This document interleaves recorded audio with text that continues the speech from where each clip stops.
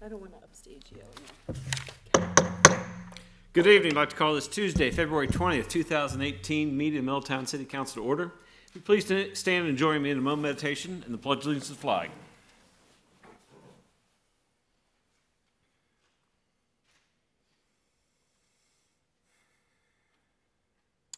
Amen. I pledge allegiance to the flag of the United States of America and to the republic for which it stands, one nation, under God, indivisible, with liberty and justice for all. All right, Mr. Atkins, would you please call the roll? Ms. Vittori. Here. Mr. Bohannon. Here. Mr. Moon. Here. Councilman Mulligan. Here. Mayor Mulligan. Here. All right, our first item this evening is a public hearing regarding our 2018 annual action plan regarding HUD funding. Good evening, Mr. Fuchs. Evening.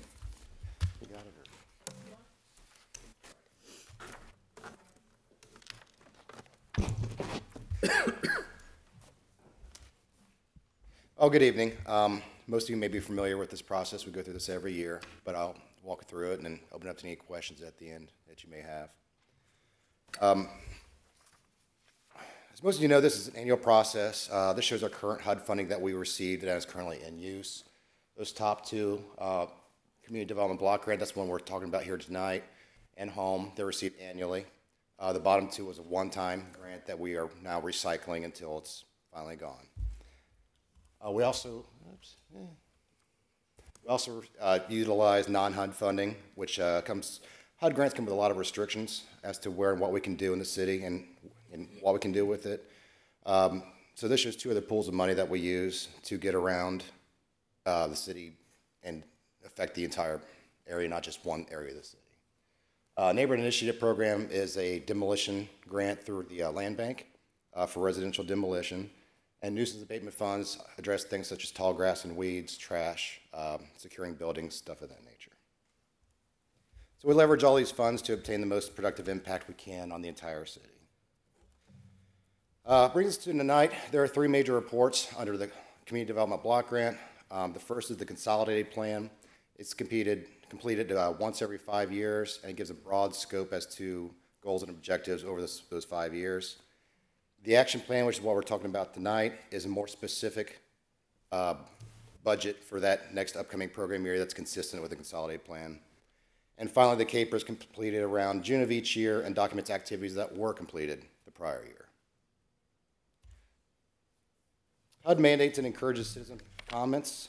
February 12th marked the first day of the 30-day comment period. The draft narrative was delivered to the library, senior center, community center, our department, and the city's website. Any and all written comments are submitted with the action plan. There are also 2 required public meetings each year, one of which must be a public hearing, which is what we're doing tonight as part of this annual action plan approval. The second public meeting is completed with the CAPER. And program year 2018 will continue to focus on these primary activities: emergency repair services, which are completed through our nonprofit, People Working Cooperatively, public services, which I'll get to here in a minute, and ongoing demolition, code enforcement, and public facilities. The 2 items under the public services umbrella are housing opportunities made equal, or HOME, and legal aid.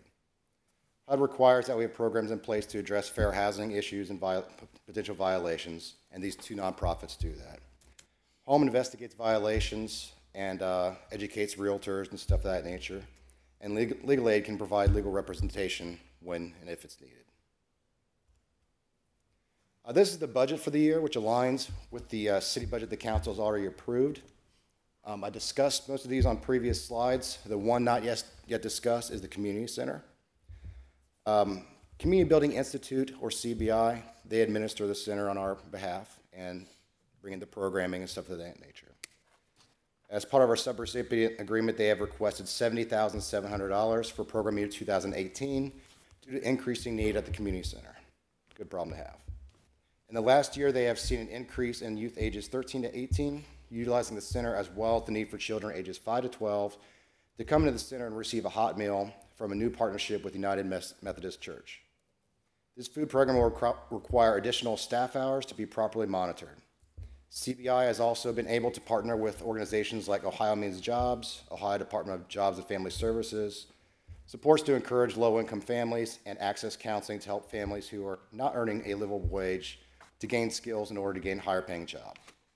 In order for CBI to continue to increase these programs and best serve our community, they'll need to hire a full-time program manager, as well as retain current staff. Our program year starts May 1st, and we're required to have this submitted 45 days prior to that, which is March 15th. The past several years, HUD has delayed submission due to needing to wait to get official numbers from headquarters. However, we want to get ahead of this and be ready to submit this when those numbers are finally released. And this is just, for your information. If the grant amount awarded is higher or lower, we'll adjust the budget accordingly. If there is more than a 50% change in one line item, that requires another public hearing and council approval. So I'll open up to any questions you guys may have. Okay. All right, thank you, Mr. Fuchs. Any questions for Mr. Fuchs on our annual plan for 2018? I'll just ask the question that I asked before the meeting. Could you just briefly describe, since the code enforcement is the largest chunk, what that money's going for? Just right, sure. Consumption. There's two different line items on there. Just saw one is administration, and that's capped at 20%. That's used for general staff purposes. We have a HUD program administrator, pays for her salary, pays for our admin staff, supplies, stuff of that nature. Now, code enforcement is considered its own specific eligible activity, which is designed to cover the staff time, code enforcement staff. It covers the 4 enforcement officers we have, as well as her admin, plus their supplies and stuff they need to do to get their job done. Thank you. Sure. Okay. Any other questions for Mr. Fuchs? All right. Thank you. With that, this is a public hearing this evening, so I'll open the floor for anyone who would like to speak in favor of the proposed 2018 annual action plan for our HUD funding. Anyone to speak in favor of? Is there anyone to speak in opposition to the proposed 2018 annual action plan? Anyone in opposition? All right, hearing none, we'll close the public hearing, and we will continue with our agenda. I have one citizen comment card this evening. I'd like to invite Ms. Rita Tibbs to the podium. Good evening. If we could get your name and address for the record, please. Rita Tibbs, 220 North Marshall Road, and I've lived there 19 years. Behind my yard, behind my property is a retention center, and then there's Rosedale School, and then there's Doling Park, I believe, which the city kept terrific for 15, 16 years. The last 3 years, the retention center, the creeks broke down, and the retention center they mow it, and then they can't, it stays a swamp, and they mow it, and it's coming way out, so it's a swamp. I can't sit on my back porch, and my mom lives next door, and we can't sit there because it's mosquito infested. And I would just love to see the city clean that back up like it was. I actually saw children playing soccer down there one time, but now it's just a swamp. It's nasty, and it's just drawing bugs, and I would like you to look into that and see if you could correct it for me. I'd appreciate it a whole lot. All right. Well, thank you for coming down this evening. We'll pass this on to the city manager. I'm sure he'll get a crew to look at it and see what we can do. Thank you very much. Thank you. All right. With no other comment cards, we can move to city manager reports. Mr. Atkins. Good evening, Mayor and Council. I've got actually 7 items tonight. I'll try to get through them fairly quickly. First off, I'm pleased to share that the City of Middletown has racked up another award. The Dayton Business Journal announced today that the City of Middletown has been named a Best Place to Work for 2018. This award recognizes best workplaces and company cultures in the Dayton area based on employee reviews and feedback. I hope that it's a testament to the dedicated employees we have working for the city and the work we've done over the last 3 years to improve morale. And I want to acknowledge and congratulate our employees for this honor. There will be a banquet on March 22nd to accept the award. We will make that available to City Council. We'll get that information out as we get the details. Number 2, we are working on so many different things this year. The master plan will kick off with staff on February 26th. As we get into March, we'll get our public committee together and start working on that. We hope to have that done by the end of this year for your approval. Number 3, the community paramedicine debate has started with Atrium Medical Center. Had our first meeting on February 7th out at Atrium. That included Atrium Medical Center staff, police and fire from the city, Primary Health Solutions, and the health department working on, again, taking some of our EMS runs that are continual use of the 911 system, continual use of Atrium Medical Center's ER, and looking for community-based ways to get them better health care, frankly, so that they use our acute EMS transport less often. That's going to be ongoing throughout the year. Very good first meeting. City Monroe also joined us. We have probably better data than they do. They are a little further along in the community paramedicine program, so it was a very good sharing of information at that first meeting and starting to talk about policies and procedures that we hope as we get down the road will reduce our use of EMS, again, by offering better health care to the community. Number 4, I've got coming up I believe it's this week, a third or fourth meeting with Warren County officials to look at transit going up to the Dayton area to bring people down for some of our vacant jobs that are open in the area. There have been a number of very good meetings so far and discussion about how we could run that route, how often to run it, what it would cost, and who our partners might be. We've got various communities up and down I-75 looking at this with us, and as we get a little further down the road and come to some conclusions, we'll bring it back to you and let you take a look at it, but it's going well, and we're working on that. Our housing discussions will begin in earnest on February 28th. I'll be meeting with 3 members of the CARE group that's been attending the council meetings to start talking about how do we start presenting data? How do we frame this discussion in a way that gets everybody a chance to put in their input? But again, I can't do business with 200 people to get things going. So how do we frame the discussions? How do we transfer information back and forth so that we make sure everybody gets their voices heard, but we can keep the process moving forward? This is one of those processes we hope to have it to you by the end of this year, but it's more important to get it right than it is to get it fast. So we will move this along as far as and as fast as we can do it and do it right. So again, we will start that process at the end of February. My guess is in March we'll start going out in the public and talking about the different concepts, the different tools, the different funding. You saw some of the previews of that at the retreat, and we'll be getting serious about that in March as well. On your consent agenda tonight, you've got members for the Charter Review Committee. We did add in one more person for your consideration. That's Juan Helvey for the Charter Review Board. He works at Dedicated Motivated. He has recently married and purchased a home in Middletown and wishes to get involved in the community. He was recommended by General Counsel Susan Cohen and Chief Muterspaul. He has been contacted and is interested in serving, and we do recommend him for your consent agenda tonight. Last thing I've got is a request from Cincinnati State for an avionics program. As you're aware, as we get more and more into workforce, the answer is not where's the factory going to be. The question is where are the workers going to come to work on my new jobs that I'm thinking about bringing to Middletown. Cincinnati State has already invested a fair amount in workforce development at the Middletown campus. They've equipped and outfitted a 12-seat electronic labs at a cost of $50,000. It's utilized by several programs already and facilitates the certification of students going into several different maintenance areas. As you're aware, we're working on a new airport layout plan. We're working on several different best uses in the aviation industry to bring in new business. Same question is going to come up. Where are we going to get an aviation workforce for the jobs we're trying to deliver on the airport grounds? In order to prepare for that, we would like to partner with Cincinnati State to develop an aviation maintenance program with designs to eventually get a fully certified aviation program supplying workers to FAA Part 145 jobs, which is certified maintenance providers within the region. This would be modeled after a program that is already being operated on the Harrison campus at their airport, which they own. Magellan already has expansion on track right now that's going to require up to 40 additional workers by 2021 and 2022. We need to start filling that pipeline to help ourselves. Based on the current situation, it makes sense to partner with them in offering a certified avionics program as a first step. Avionics, if you're not familiar with it, are the electronic components of various instruments within the airplane.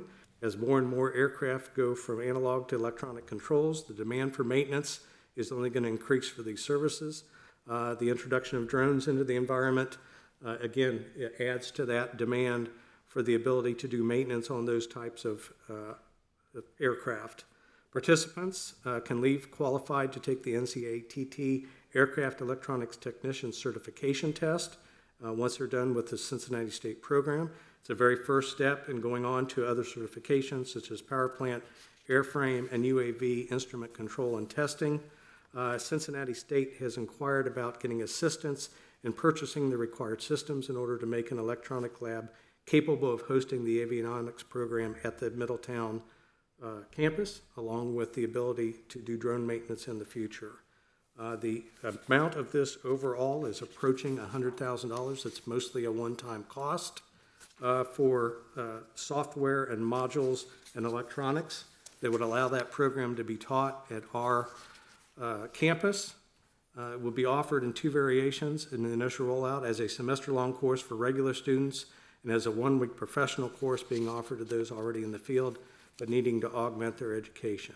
The maintenance company currently at the airport, Safe Skies, is also considering sending each of its technicians through the program to augment what the company can now offer. They don't currently have the ability to fix electronic instruments on site. Cincinnati State is proposing avionics training program for this summer, the summer of 2018, a drone flight training program for the fall of 18, and drone repair in the spring of 2019, assuming we can put this all together. It is consistent with our airport layout plan and the master plan objectives as we've laid them out to council in the past. It would allow us, again, knowing that we've got a workforce coming down the pipeline, to move forward on the Hook Road extension and start moving that road and utilities into that area to prepare to develop that area.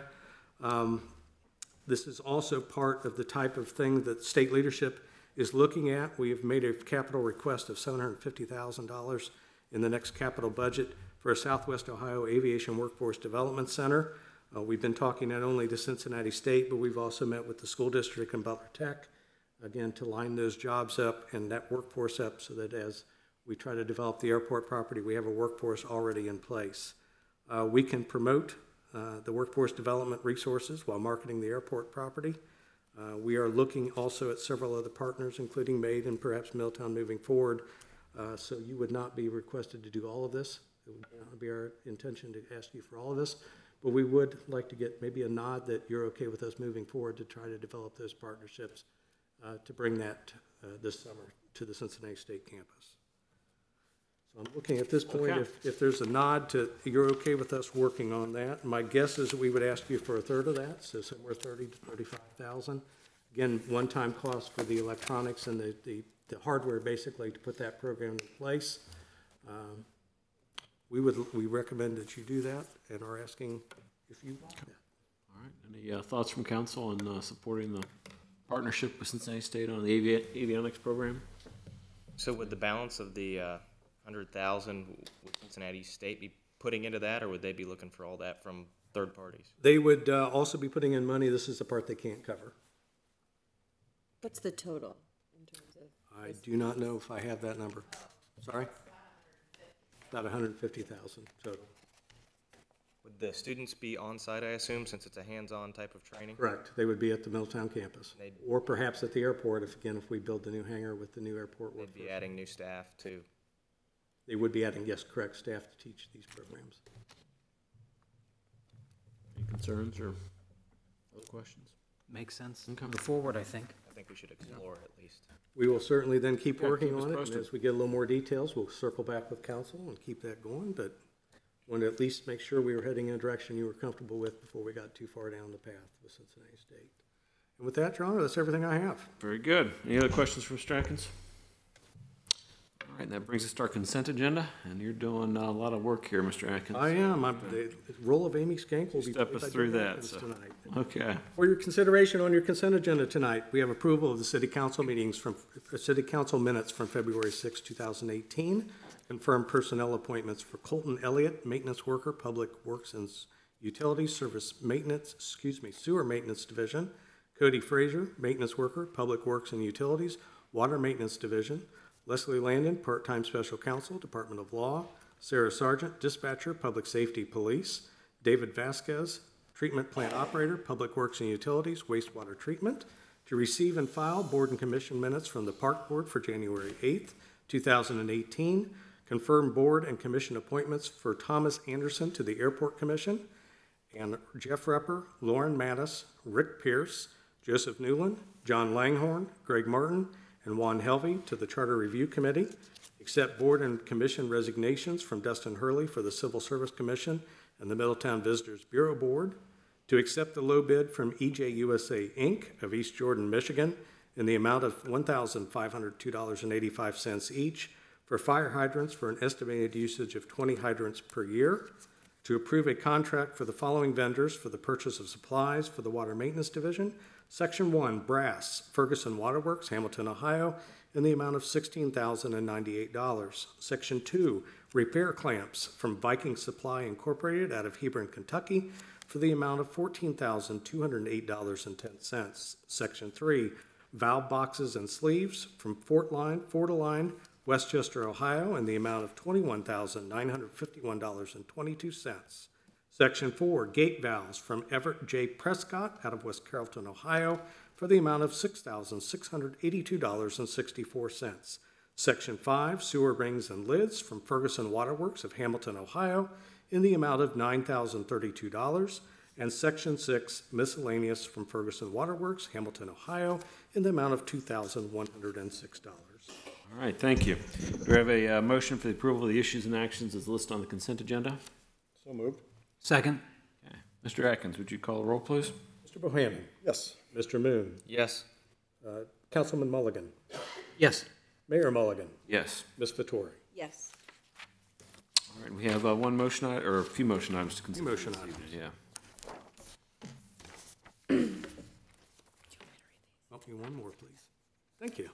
To authorize the city manager to enter into a contract with Building Crafts, Inc. to upgrade the Kensington Pump Station. This is the lowest and best bid, and funds are appropriated in the 2018 budget. I do have a brief presentation after you get a motion. Okay, do we have a motion? So moved. Second. Okay, Mr. Atkins? The city's water system has been analyzed as a result of the Middletown Energy Center, NTE, coming on board, and it's been determined that the Kensington Pump Station located at 3301 Sherman Avenue is going to need some upgrades to be able to handle the new water request. Five contractors submitted a bid for the project. Building Craft Inc. was the lowest and best bid. Their bid was at $1,488,000, which is 27% lower than the engineer's estimate and 1% lower than the next bidder. This is in the Capital Water Reserve Fund. They are appropriated in the 2018 budget and is ready for your action this evening. Okay. Any questions, Mr. Atkins, or comments? All right, Mr. Atkins, would you call the roll, please? Mr. Moon. Yes. Councilman Mulligan. Yes. Mayor Mulligan. Yes. Mr. Bohannon. Yes. Ms. Vettori. Yes. Second one is to extend the door hours for a food truck rally beginning at 11 a.m. on Saturday, April 28th, 2018. Okay, do we have a motion to? So moved. Thank you. Second? Second. Thank you. Wow, talking a lot. Excuse me. The hours for the designated outdoor refreshment area are from 6 p.m. to midnight on Thursday, Friday, and Saturday under the ordinance.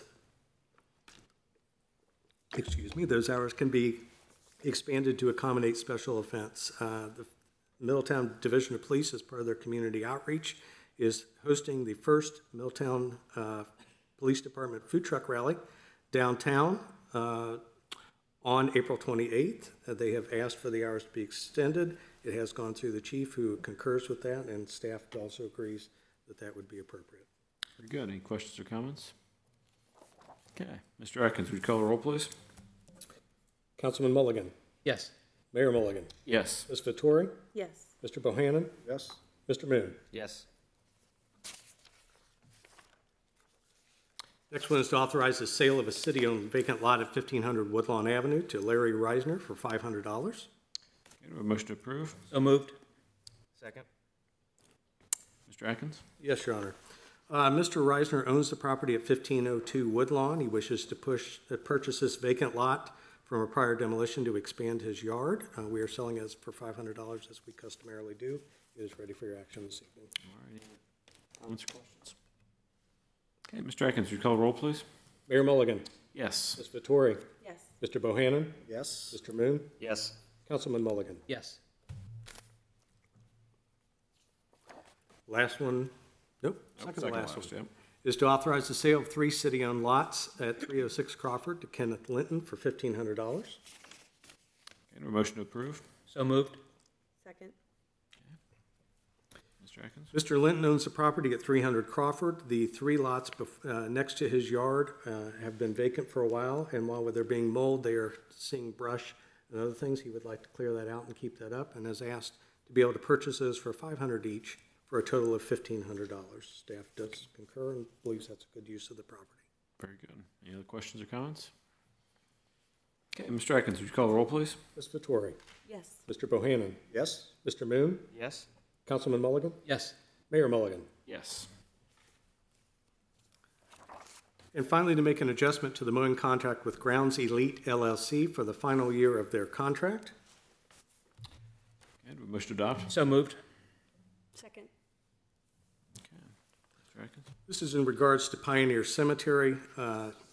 Grounds Elite had contacted us at the end of the year last year and said the price that they had bid on their contract, they were losing a lot of money by the time they not only mowed the grounds at the Pioneer Cemetery, but kept the headstones as nice as we would like them to do it. And they asked us to take a look at it. We did put it out for bid again to see if that was a problem. And the answer is, yeah, it was a big problem. They were losing a lot of money on it, and the bids that came in were much higher than what they agreed to. So we are going to change that with them to their higher price, which allows them to make a little bit of money, but is still below everybody else that bid it on the project. And we believe this is fair and reasonable given. How much more is it? I didn't hear him. How much more? It A is. little more than twice as much. It was $525, and it's going up to $650 for mowing. And that's for the entire time, That's for the, is that for the Some per permo, right? yes, mow? Okay. Yeah, the previous contract was $525. Yeah. They were doing it for $272 though, right? that's correct. I Yeah, so, apologize. Thank you for yeah, correcting that. that's They all were right. doing it for $272. $272. We're doing it for Now it's $272. $600? We got it on sale for a couple of years. And now we're, So, okay. They were losing so much money, they were gonna walk away. Okay. And having bid it out, I understand why. And the bids came in around the $600 range? They went from $650 up to $1,600 a mow were the new bids. When you say walk away, were they gonna walk away from that lot or from the entire city contract? They said that lot, but again, they could have walked away from all of it. So we can bid out, hypothetically speaking, by location. We can. Good, okay. This is fair, having investigated it, this is a fair resolution. It's a lot of money, but it's a fair resolution. any other questions or comments? All right, Mr. Atkins, would you call the roll, please? Mr. Bohannon, Yes. Mr. Moon, Yes. Councilman Mulligan, Yes. Mayor Mulligan, Yes. Ms. Vettori. Yes. All right, thank you, Mr. Atkins. That brings us to council comments. Mr. Mulligan? Thank you, Your Honor.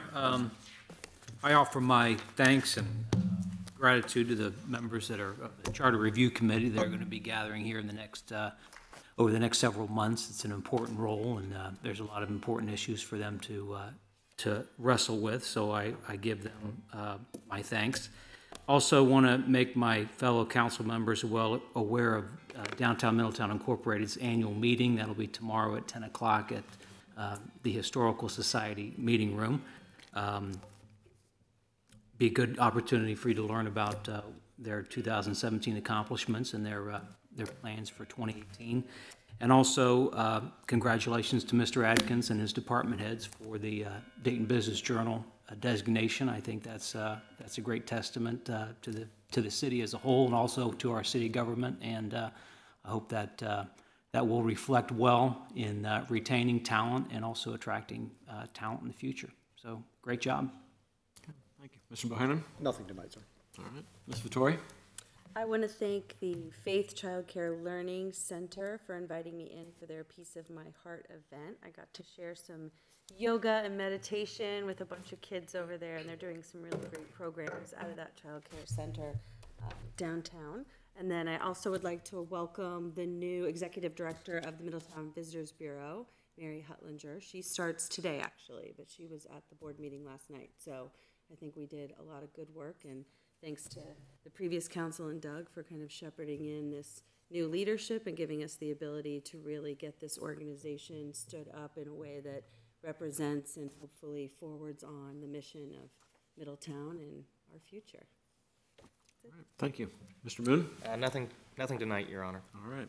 I just have a couple things to mention. One, I want to compliment DMI again for another great First Friday in, I guess, February, a couple weeks ago. And we've got another neat one coming up. I think the Kiwanis are helping with, if I remember right, a cart race or something, a shopping cart race. So, shopping sled, yes. So it should be very interesting. I'm going to be a judge for that. So I've never judged a shopping cart race, but I'm going to practice at Kroger's, I think, and see what I can do. But also want to thank Blast Furnace Pizza. I was their inaugural Facebook, making pizza in the community type thing. So that was a fun thing Sunday morning. I got to make some pizzas and spend some time with Ben and his staff, and got to see some stuff. And they videotaped it, didn't videotape it, but recorded it, and we'll put it on their Facebook page. They wanted to reach out to different community folks, and I was honored to be included and help kick that off. So, neat way to do some community outreach and great activity for downtown. So, encouraged to see the new and different things that are happening throughout the city and downtown too. And with that, Ms. Fox, we can move to our legislation for this evening. Good evening, Mr. Mayor. There are 7 items of legislation on the agenda for tonight, 2 of which are emergencies. Therefore, we will need a motion to waive the provisions requiring the following to be read twice. The first is Ordinance Number O 2018-02. The second is Ordinance Number O 2018-03. I move that the charter provision requiring reading on 2 separate days be suspended, and the ordinances O 2018-02 and O 2018-03 be declared emergency measures and to be read one time only. Second? Okay. Mr. Atkins, would you call the roll, please? Mr. Moon, Yes. Councilman Mulligan, Yes. Mayor Mulligan, Yes. Mr. Bohannon, Yes. Ms. Vettori. Yes. The first this evening is Ordinance Number O 2018-02. This is an ordinance repealing a portion of the existing Planning and Zoning Code, which is Part 12 of the Middletown Codified Ordinances, and adopting a new development code and renumbering certain chapters of the existing Planning and Zoning Code as part of the new development code and declaring an emergency. Okay, do we have a motion to adopt? So moved? Second. Okay, I know we had a public hearing on this, as well as a lot of staff and volunteer time, board and commission time. Mr. Atkins, anything to add? No, Your Honor, thank you. Okay. Any comments from council? All right, Mr. Atkins, would you call the roll, please? Councilman Mulligan, Yes. Mayor Mulligan, Yes. Ms. Vettori, Yes. Mr. Bohannon, Yes. Mr. Moon. Yes. Next is Ordinance Number O 2018-03. This is an ordinance authorizing the city manager to grant a utility easement at 3500 Terry Drive in the City of Middletown, Butler County, Ohio, to Duke Energy Ohio, Inc., and declaring an emergency. Okay, do we have a motion to adopt? So moved? Second. Okay. We had a presentation on this last time. Any other updates, Mr. Atkins? No, Your Honor, thank you. Okay. Any other questions or comments from council? All right, Mr. Atkins, would you call the roll, please? Mayor Mulligan, Yes. Ms. Vettori, Yes. Mr. Bohannon, Yes. Mr. Moon, Yes. Councilman Mulligan. Yes. Resolution Number R 2018-03. This is a resolution approving the solid waste management plan of Butler County, Ohio, and declaring an emergency. No action is requested until March 6, 2018. Okay. Mr. Atkins? Yes, Your Honor, the Butler County Solid Waste Management Division Policy Committee has adopted a 15-year Butler County Solid Waste Management Plan update for the period of 2018 through 2032 for the Butler County Solid Waste Management District. All political subdivision within the district must approve or disapprove the proposed plan, ordinance, or resolution. Staff has looked it over and has no objections. Would recommend that you pass it at the next meeting. Okay. Any other questions or comments from council? Ordinance Number O 2018-04. This is an ordinance establishing a procedure for and authorizing a contract with Howden Roots LLC. This would be for the repair and rebuild of a blower at the wastewater treatment plant and declaring an emergency. No action is requested until March 6, 2018. Okay. Mr. Atkins? Yes, Your Honor, this is a little strange just in the way it's coming to. The repair is simple. How it's coming to you is a little more odd. We have funds from 2014 that we had created a purchase order to do this repair 3 or 4 years ago. Because other things took priority, we sat on that because it was still operating, even though we knew it needed to be rebuilt. It has now failed. We are okay for the moment, but the vendor who was part of the 2014 PO has now been renamed and under a new company name, which means under Ohio finance law, we can't use the old PO. So we are going to let the old 2014 PO go. We're going to redo the entire amount in the 2018. So we will end up doing unappropriate $24,500 from the 14 budget, reappropriate it to 2018. The new PO will be $40,798. There's also more money in the budget to be able to cover this. Again, the repair is not very significant, but we're releasing a PO and then redoing the entire amount so that we can get that blower repaired. We are okay for the short time, but we would ask for emergency passage March 6th so we can get that going again as quickly as possible. All right, any questions or comments from council? Yeah, I just have a procedural question, I suppose. So this contract was agreed to in 2014. We don't have to put it back out for proposal for contract, or? In my understanding, and again, I'm going Yeah. from Public Works, is that's a fairly significant, what's the right word? It's a very unique. Specialized, I mean, Yeah, there's not a lot of people that do this work, and so that we already have this company ready to go. They've been working on it, and so they're familiar with this motor and what has to be done. And so, again, it's the same company under a different name. Yeah, I'm just wondering, can we hold something out for 2 years? I don't know, it might be a question I'll ask Public Works this week before we vote on it in 2 weeks. Understood. Okay, anything else? Any other questions? Ordinance number O-2018-05, an ordinance authorizing the submission of an application for federal assistance, an action plan, and a projected use of funds under Title I of the Housing and Community Development Act of 1974, as amended for program year 2018. This is a first reading and no action is requested this evening. Okay, Mr. Atkins? Again, you've had a public hearing on this, and the entire budget's in your packet. We will be looking at our second reading passage. And again, if HUD follows standard procedure for the last few years with continuing resolutions and everything else, I don't know when we'll actually submit this, but at least we've done our part, and we're ready to go when the time comes. Very good. Any other questions or comments from council? Okay. Resolution number R 2018-04.